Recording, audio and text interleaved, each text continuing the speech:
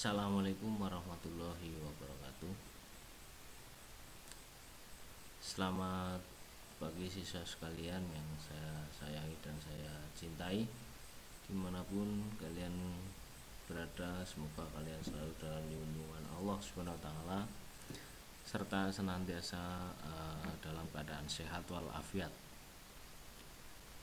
Pada kesempatan yang berbahagia ini, mari sebelum kita mengawali kegiatan pembelajaran seperti biasa, mari kita berdoa sesuai dengan agama dan kepercayaan masing-masing. Berdoa dipersilakan.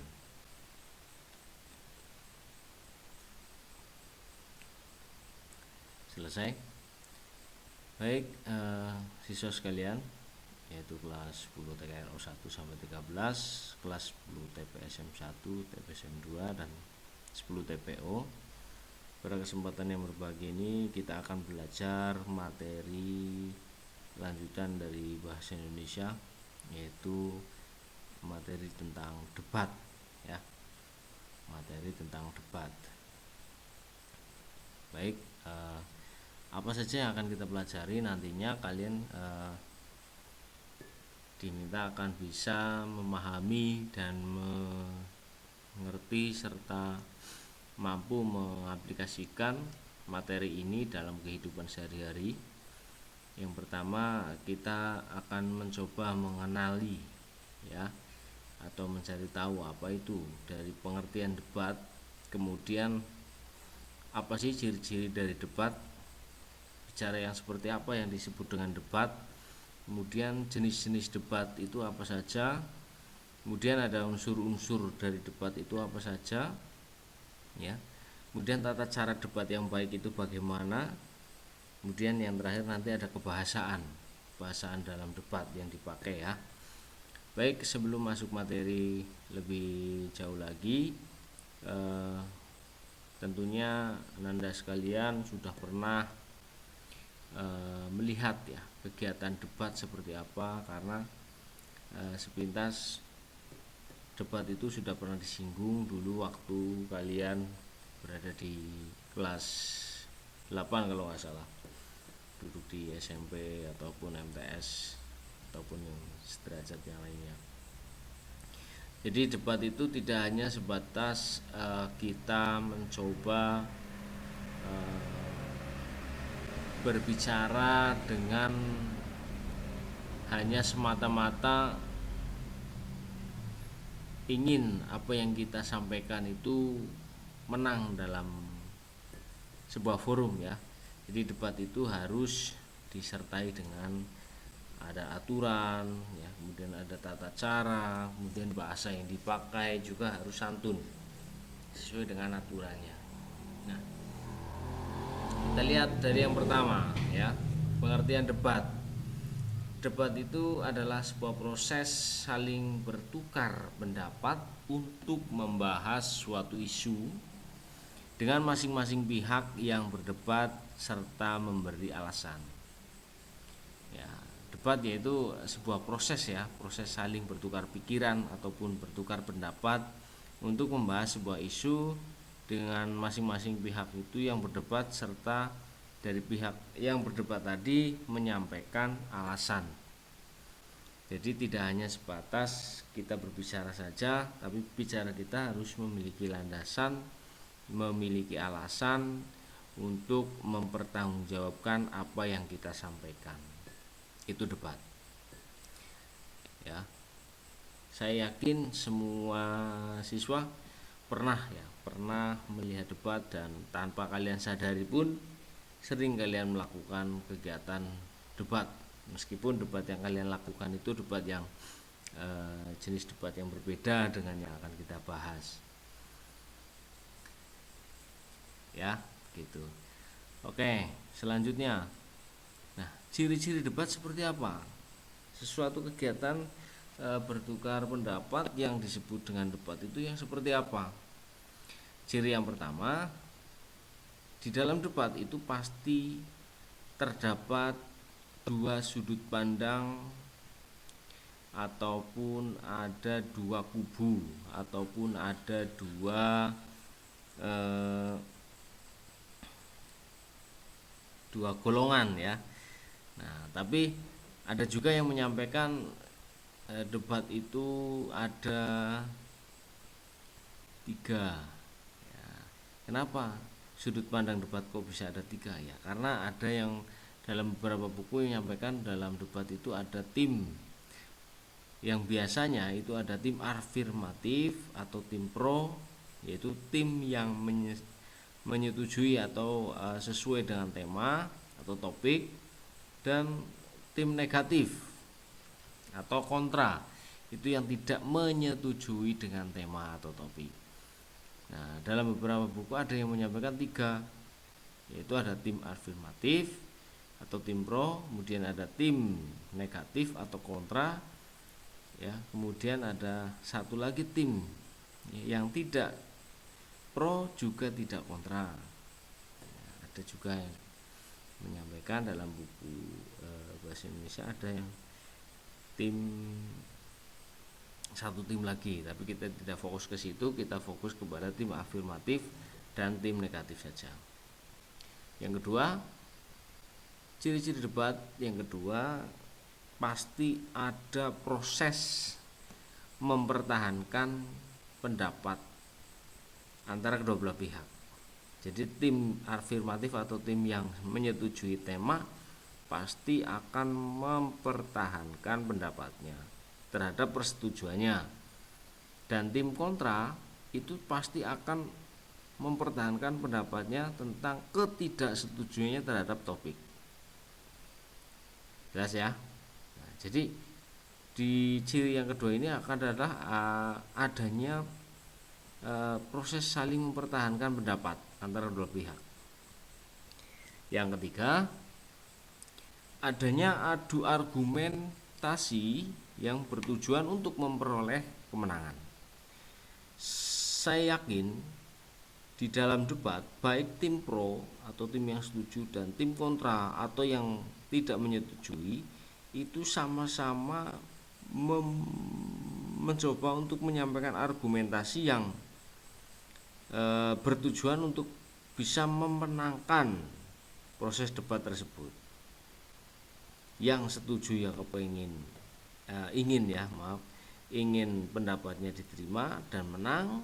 Yang tidak setuju juga ya ingin pendapatnya diterima dan menang. Nah, ini ciri yang ketiga. Dan yang keempat, hasil dari debat itu diperoleh melalui voting atau keputusan juri. Jadi yang memperoleh kemenangan di dalam debat itu tidak peserta debat yang memutuskan, tetapi ada dewan juri atau ada voting. Jadi yang menilai mana kira-kira tim pro atau tim kontra yang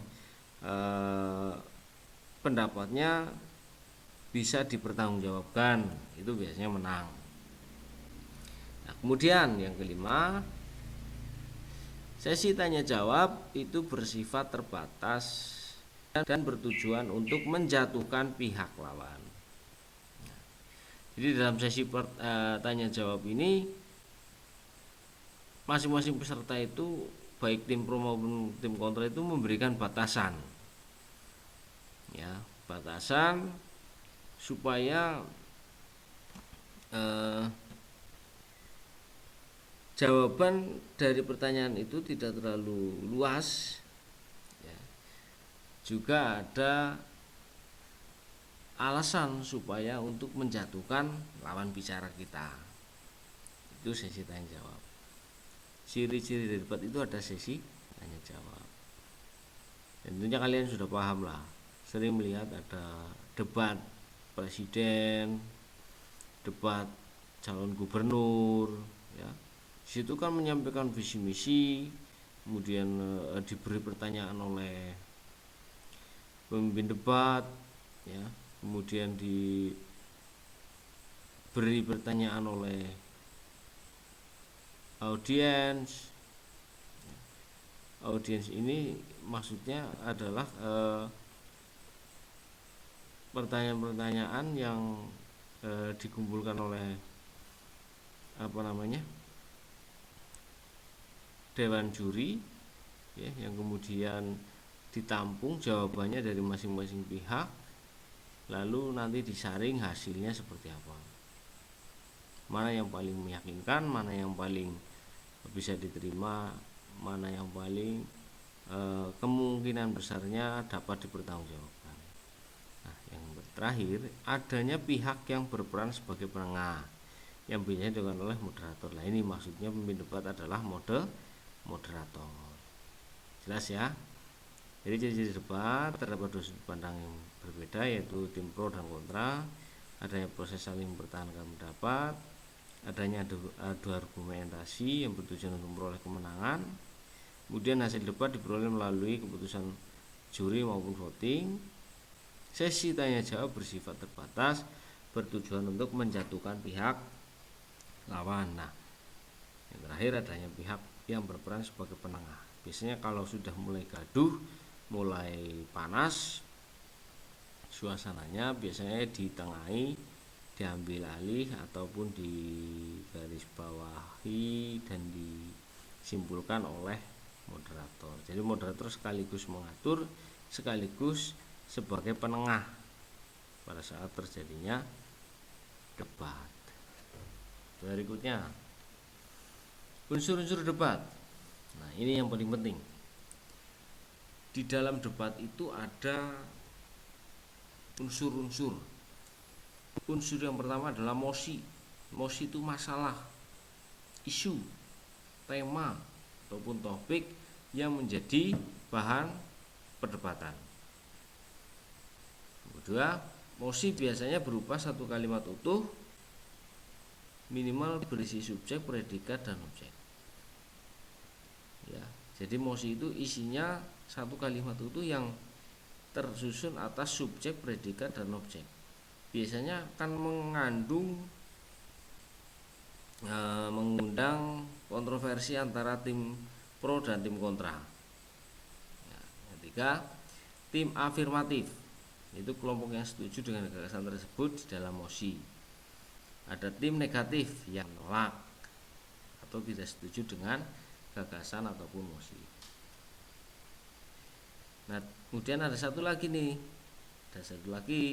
yaitu tim netral. Tapi biasanya kalau tim netral jarang dimunculkan dalam debat-debat yang sudah itu jarang. Hanya sekarang saja tim netral itu biasanya dalam debat diikut sertakan.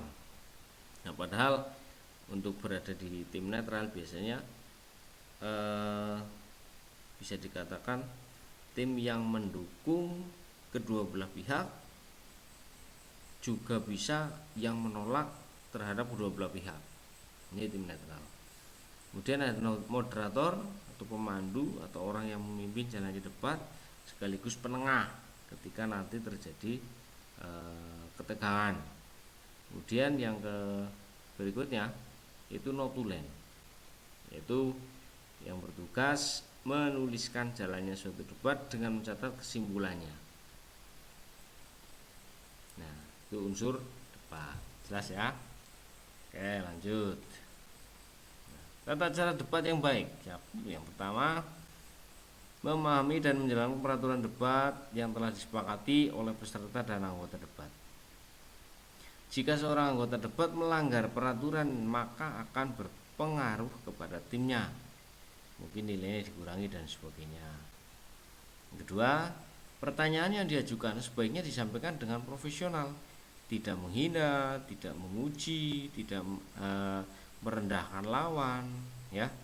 Dan pertanyaan juga tidak boleh menyerang lawan secara pribadi, namun fokus kepada permasalahan yang sedang dibahas. Meskipun lawan bicara kita atau lawan debat kita adalah bisa dikatakan misalnya musuh, ya, punya dendam, itu tidak boleh dijadikan ajang untuk membantai dengan kata-kata dan sebagainya.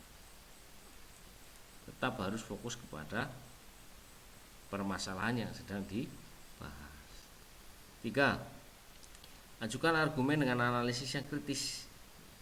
Sampaikanlah pendapat kalian dengan kritis yang masuk akal. dan disampaikan secara urut ya. Nah, ketiga hal ini akan menjadi lebih baik jika dilakukan dengan kemampuan retorika yang baik. Sekaligus debat ini menjadi ajang kalian untuk mampu berbicara, menyampaikan gagasan di dalam sebuah forum. Jadi manfaatkanlah pada saat acara atau pada saat pembelajaran debat ini dijadikan media belajar kalian untuk bisa bicara di depan di depan banyak orang atau di muka umum. 4. Dalam menyampaikan gagasan itu kenali, pahami kelemahan maupun kelebihan yang dimiliki oleh lawan. Nah, ini sudah mulai masuk kepada strategi ya. Karena dengan mengenali dan memahami kelemahan maupun kelebihannya si lawan bicara kita, ini akan sangat penting ya. Ini akan sangat penting untuk menyusun strategi debat sehingga efektif baik dalam menyangkal dan mempengaruhi lawan, bahkan seluruh peserta debat. Audien itu termasuk di situ adalah peserta debat ya. Jadi masuk dalam orang-orang yang harus kalian pengaruhi dengan apa? Dengan argumen yang kalian sampaikan. Yang kelima, argumen yang disampaikan tidak perlu terlalu banyak karena waktu yang terbatas. Jadi susunan argumennya itu hanya pada poin-poin singkat ya, poin-poin singkat yang menuju kepada permasalahan yang sedang didebatkan. Jadi tidak terlalu bertele-tele lah bahasanya, seperti itu. Langsung pada poin, setuju dan tidak setujunya, alasannya apa, dan seperti itu. Selanjutnya, yang keenam, memahami dengan baik tentang kesalahan dalam berpikir, terutama pada saat penyelesaian masalah. Nah, hal ini juga berfungsi untuk mengetahui kelemahan argumentasi yang diberikan oleh lawan. Jadi berpikir keras di sini, pahami kesalahan-kesalahan orang lain, ya. Karena orang yang bicara di depan orang banyak biasanya bicaranya itu akan mudah sekali untuk salah. Yang ketujuh, menyajikan gagasan yang akurat dan dapat dipertanggungjawabkan. Sertakan juga data-data yang valid sehingga apa yang kamu sampaikan didukung oleh argumen atau gagasan serta teori serta data-data lah, intinya yang aktual ya, supaya argumen kalian yang disampaikan itu akan sulit untuk disakal ataupun sulit untuk disalahkan karena sudah ada data atau sumber yang valid. 8. Buatlah kesimpulan yang menunjukkan pernyataan final dengan kalimat yang lugas dan langsung menuju kepada titik celah lawan. Nah, dalam penyampaian kesimpulan ini tidak perlu terlalu lama atau terlalu panjang. Cukup poin-poinnya saja yang intinya menegaskan argumen yang kalian sampaikan. Ya. Supaya apa yang kalian sampaikan itu seolah-olah sudah yang paling benar, maka kalian menyampaikannya harus dengan tegas, harus dengan percaya diri bahwa argumentasinya kalian itu benar-benar yang paling baik diantara yang lain. Yang lain siapa? Ya antara yang tim lawan itu tadi. Kalau kalian pro ya sampaikan keyakinan kamu untuk menyetujui mosi ataupun tema. Kalau tidak setuju, ya sampaikan ketidaksetujunya karena apa, sehingga kamu tidak sesuai dengan tema, kan seperti itu. Jelas ya? Lanjut. Nah, berikutnya yang terakhir, kebahasaan. bahasaan yang dipakai di dalam debat itu adalah bahasa baku. Jadi dalam debat itu tidak boleh dicampur dengan bahasa-bahasa yang lain. Jadi bahasa Indonesia yang dipakai itu bahasa yang baku. Ya. Kata-katanya denotatif. Ya, kata-katanya denotatif. Kemudian kalimatnya efektif. Tahu ya, efektif, itu panjang. Kemudian faktual, terpercaya kalimatnya. Kemudian personal. Personal berarti yaitu meliputi apa yang kalian sampaikan. Ya, benar-benar pendapat kalian. Seperti itu. Sampai sini jelas ya? Cukup jelas? Kalau cukup jelas, maka silakan kalian ulangi lagi videonya. Kalaupun kalian masih belum paham, nanti kalau sudah selesai baru kalian langsung masuk ke link tugas yang sudah disiapkan. Begitu, terima kasih. Saya akhiri. Assalamualaikum warahmatullahi wabarakatuh.